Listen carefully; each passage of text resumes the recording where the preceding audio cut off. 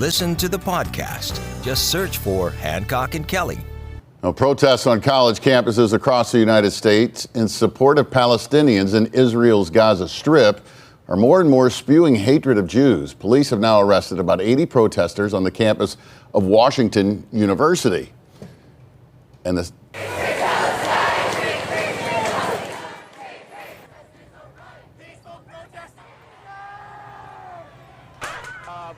protesters at WashU were trying to set up an encampment. This is from other protests across the United States. St. Louis Board of Aldermen President Megan Green and Green Party presidential candidate Jill Stein were on the campus of WashU in support of the protesters. Demonstrators are getting arrested by the hundreds. They've forced classes to be held online on certain campuses instead of in person because of safety concerns. Graduation ceremonies are being delayed, even canceled. A student leader of protests at Columbia University in New York has just been banned from campus for saying repeatedly that Jews do not deserve to live. The protests are in response to Israel's bombardment of Palestinians in Gaza after the October 7th Hamas terror attacks of Israel that killed 1,200 Israelis. Hamas is still holding more than 130 hostages, including Americans. Michael, are Democrats too much on the side of the protesters here? Well, if you consider Megan Green and Jill Stein Democrats, they're Democratic Socialists in the Green Party. Yeah, it's definitely an issue that's being somewhat divisive inside the Democratic Party. But what about President Biden? Is he enough? Because he was asked about this in the past week, and he said, yeah, I condemn anti-Semitism, but I also condemn people who don't understand what Palestinians are going through. I think President Biden is where most Americans are. They realize that Israel is one of our greatest partners and allies in the entire world. At the same time, they can see the deaths of young children and think that maybe we need to recalibrate. And I think that's exactly what's happening from an administrative standpoint. What's happening on these college campuses, it's great that young people want to express their opinion, even though from what I can watch, most of them don't understand what their opinion is. But it's far more than that. This isn't some 60s protest that's just sparking up. These are organized. These are people who are spreading anti-Semitism. They're going out there and making it unsafe for Jewish students. And then to go after Boeing over at Fox 2, Boeing's what's made that one of the prestigious universities that people want to come to. It's probably a main reason a lot of those kids were there. But at the end of the day, this is what we witnessed with Megan Green and Jill Stein. It's about attention. Me, me, me. Gene?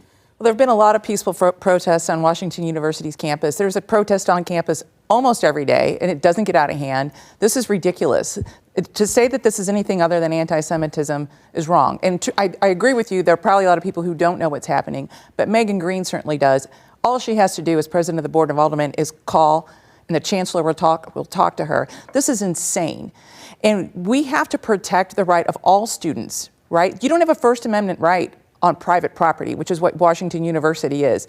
They have an obligation to protect all of their students, Jewish, non-Jewish, Palestinian, wherever they're from, and this is a threat to their Jewish students, and it needs to stop. The first week of testimony wrapped Friday in the so-called hush money trial of former President Donald Trump. Mr. Trump is accused of hiding payments to multiple women, including former Playboy playmate Karen McDougal and porn star Stormy Daniels, to keep quiet about alleged extramarital affairs to protect his 2016 presidential reelection bid.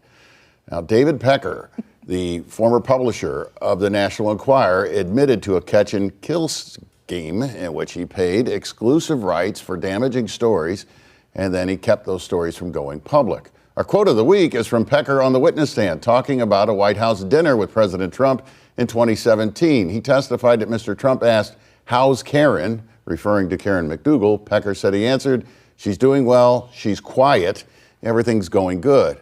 Michael Pecker later testified he had similar arrangements with high-profile people, from Rahm Emanuel to Arnold Schwarzenegger. How bad is all of this for Donald Trump?